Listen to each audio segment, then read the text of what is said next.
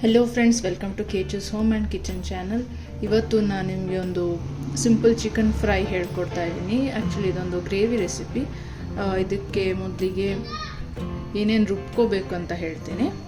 ಮೊದಲಿಗೆ ಒಂದು ಈರುಳ್ಳಿ ಹಾಕ್ತಾ ಇದ್ದೀನಿ, ಹಸಿಮೆಣಸಿನ್ಕಾಯಿ 6ರಿಂದ 7, 1.5 kg ಚಿಕನ್ ತೊಗೊಂಡಿದ್ದೀನಿ ನಾನು. ಅದಕ್ಕೆ ಎಷ್ಟು ಬೇಕು ಅಷ್ಟು ಮಸಾಲ ಮಾಡ್ಕೊಳ್ತೀನಿ. 1 ಪೀಸ್ ಶುಂಠಿ, ಹಾಗೆಯೇ 1 ಬೆಳ್ಳುಳ್ಳಿ, ಕೊತ್ತಂಬರಿ ಸೊಪ್ಪು ಸ್ವಲ್ಪ,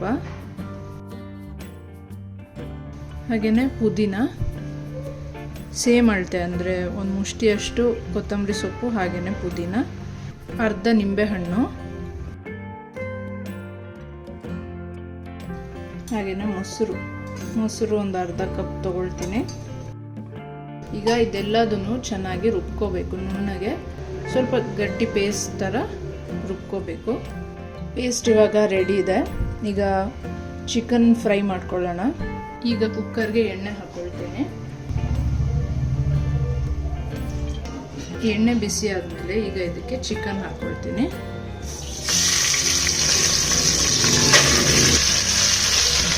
ನೀವು ಬೋನ್ಲೆಸ್ ಕೂಡ ತೊಗೋಬೋದು. ಬೋನ್ಲೆಸ್ಗೂ ಕೂಡ ಈ ಫ್ರೈ ಚೆನ್ನಾಗಿರುತ್ತೆ. ಈಗ ಹೈ ಫ್ಲೇಮಲ್ಲಿ ಚಿಕನ್ನ ಸ್ವಲ್ಪ ಫ್ರೈ ಮಾಡೋಣ ಎಣ್ಣೆಯಲ್ಲಿ.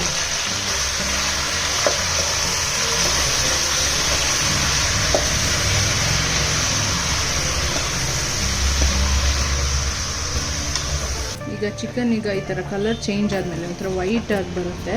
ಈ ಥರ ಕಲರ್ ಚೇಂಜ್ ಆದಮೇಲೆ ಸ್ವಲ್ಪ ಪೌಡರ್ಸ್ ಎಲ್ಲ ಹಾಕ್ತೀನಿ. ಈ ಥರ ಚಿಕನ್ ಎಲ್ಲ ವೈಟ್ ಆಗುತ್ತಲ್ಲ, ಈ ಥರ ಆದಮೇಲೆ ಇದಕ್ಕೆ ಅರಿಶಿನ ಪುಡಿ ಹಾಕ್ತೀನಿ. ಇಲ್ಲೇ ಅಚ್ಕಾರದ ಪುಡಿ 1 ಟೇಬಲ್ ಸ್ಪೂನ್, ಧನಿಯಾ ಪೌಡರ್ 1 ಟೇಬಲ್ ಸ್ಪೂನ್, ಒಂದು ಅರ್ಧ ಸ್ಪೂನ್ ಜೀರಾ ಪೌಡರ್,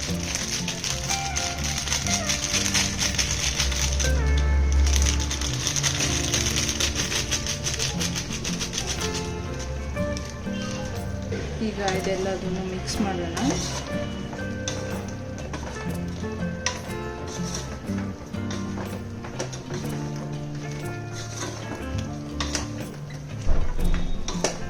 ಒಂದು 2 ಮಿನಿಟ್ಸ್ ಒಂದು ಸ್ವಲ್ಪ ಖಾರ ಎಲ್ಲ ಹಿಡ್ಕೊಳ್ಳಿ ಚಿಕನ್ಗೆ. ಈಗ ಚಿಕನಲ್ಲಿರೋ ನೀರೆಲ್ಲ ಬಿಟ್ಕೊಂಡಿದೆ. ಹಾಗೆ ಒಂದು 2 ನಿಮಿಷ ಆದಮೇಲೆ ನಾವು ರುಬ್ಕೊಂಡಿರೋ ಮಸಾಲನ ಹಾಕ್ಕೊಳ್ಬೇಕು.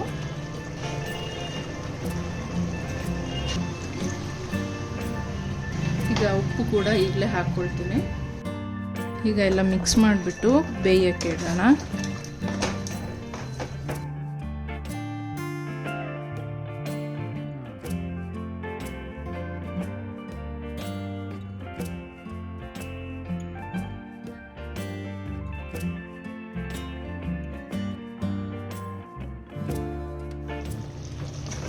ಈಗ ಚಿಕನ್ ಗ್ರೇವಿ ರೆಡಿಯಾಗಿದೆ, ಎಲ್ಲ ಚೆನ್ನಾಗಿ ಬೆಂದಿದೆ. ಈಗ ಇದನ್ನ ಆಫ್ ಮಾಡಿಬಿಟ್ಟು ಸರ್ವಿಂಗ್ ಪ್ಲೇಟ್ಗೆ ಹಾಕ್ತೀನಿ. ಇದು ನಿಮಗೆ ರೊಟ್ಟಿ ಜೊತೆ, ಇಡ್ಲಿ, ದೋಸೆ ಈ ಥರದಕ್ಕೆ ತುಂಬ ಚೆನ್ನಾಗಿರುತ್ತೆ.